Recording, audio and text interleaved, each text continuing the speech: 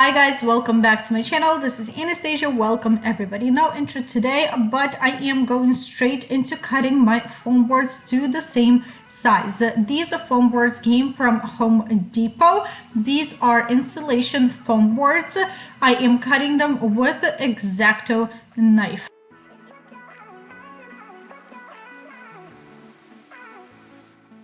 I also wanted to have two different levels of foam boards, so I am cutting one shorter than the other. Finding the middle of my foam boards and with the Sharpie drawing out arches, cutting out with X-Acto knife. Well, you did that freehand? What? You did that freehand? Yeah. Tracing the arch to my second foam board and cutting. Arches are almost ready. I really liked how they looked. Now the tallest one was way too tall, so I cut off a little bit to make it shorter. Arches are ready. Now I need to cover them with my wallpaper. I bought this wallpaper on Amazon. It's a lemon wallpaper. It's very pretty, lots of pretty colors happening here: grays, greens, blues, and yellows. I will link this wallpaper in the description under this video. I will be trying to use thumbtacks. If they won't work, I will probably use my glue gun. So let's go try this out. Oh, you guys, apparently this wallpaper has adhesive on it, and I don't think one roll will be enough. So you just peel off the back side of this wallpaper and you just glue it on to your wall. So we'll try it out. Maybe I won't need those thumb tags that I bought. Okay, excited. I had no idea what I was doing here. I was trying to figure out as I go. We tried different ways to figure out the easiest way to attach wallpaper to the foam boards. The easiest way is to lay your foam boards on the ground, cut strips of wallpaper, peel off the paper from the back a little bit. Do not peel off all the paper from the back. Glue, smooth all the air pockets, and repeat the process. Slow and steady wins the race. Folding access wallpaper and pinning with thumbtacks. Boom! How I suspected, I won't have enough wallpaper, so I just ordered another roll of wallpaper. Yay, I got more wallpaper. They by accident sent me 2 rolls of wallpaper. I'm not complaining, I'll take it, why not? So when I was finishing up my second arch, it was a lot smoother. I knew what I was doing. It was a lot easier for me and a lot faster to finish. So thumbtacks, they're not the most secure things, but they were holding my folds pretty nicely.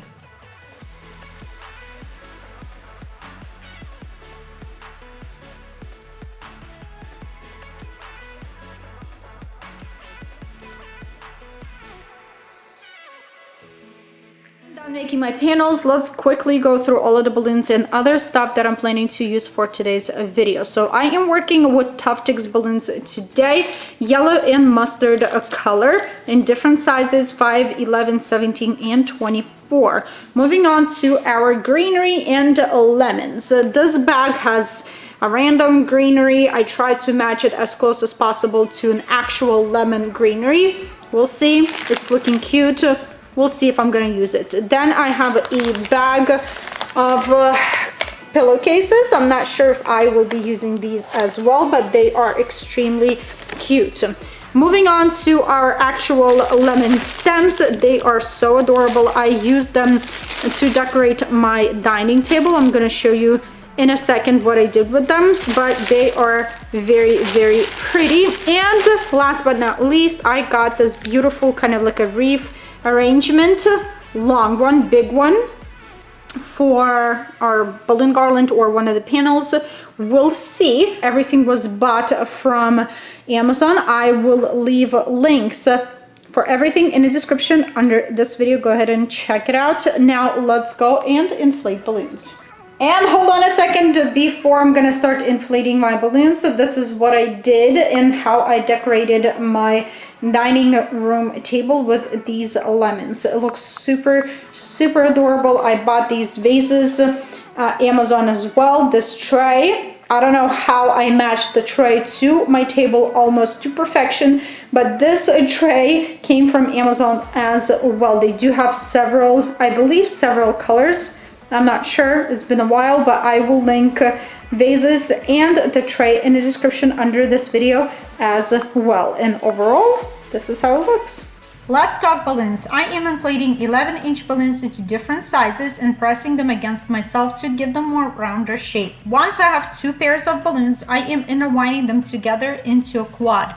Quad is 4 balloons together, inflating 2 more pairs and adding into existing quad, creating a bigger cluster of balloons. For this balloon garland, I wanted to try something different. I usually start my balloon garlands by constructing a base.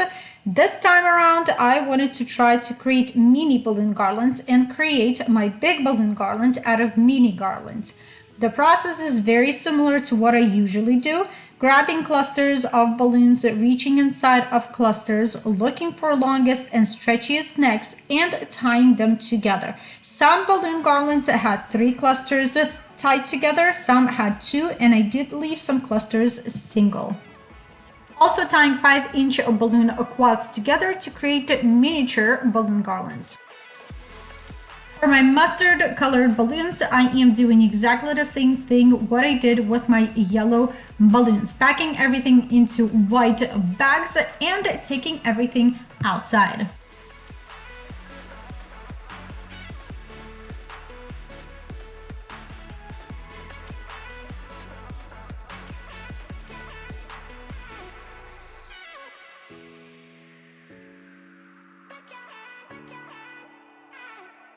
This is the view from behind. As you can see, Oleg put 2 wooden pieces for extra support. I don't know how that works here, but it works, and I trust my husband. I also took some duct tape and duct taped my panels together. I didn't like the gap up front over here, so we pushed panels together to close them shut and duct taped them in the back. One thing, if you would do this for a client or for your party, then cover the back side of the panels. That's what I would do because it doesn't look too good. And yes, I would completely cover everything with wallpaper to make sure everything looks finished and professional. One more thing, you guys, I think it's a better idea to make these panels out of something heavier like plywood or something a little bit lighter than plywood but heavier than some foam, because foam is very light. It can be easily tipped over. As you can see, it's kind of like moving right now because wind is picking up. These panels will be a great idea for indoor parties because there's no wind. I'm very worried that it's going to tip over any second. As you can hear, the wind is picking up. Or tie your foam arches, panels to the wall, to anywhere, so it would give an extra support to them. So let's go create a balloon something with these panels. I am super excited. When I was starting to construct this balloon garland installation, I didn't know what I want to do, either press my balloons right on top of the frames or use hooks and my shed. I decided to press my balloons on top of the arches, but I will change that in a second and I will explain why. Also used hooks, outdoor hooks, to give more stability to my balloons, and did exactly the same thing to my other side. In a second, I will show you what kind of hooks I used. To add extra balloons to my balloon garlands, I was using necks of balloons, 260s if my necks of balloons couldn't reach the other necks of balloons, and I used some rubber bands. On this side, I used a hook that I placed on the wall of the shed and attached this beautiful bunch of balloons right on that hook. Also right here, I decided to switch some things around and put balloons behind the arches because I felt like I was hiding my arches too much with my balloons, and I liked it so much better this way than it was before. Adding final touches to my balloon garland by adding 5-inch balloons with my rubber bands.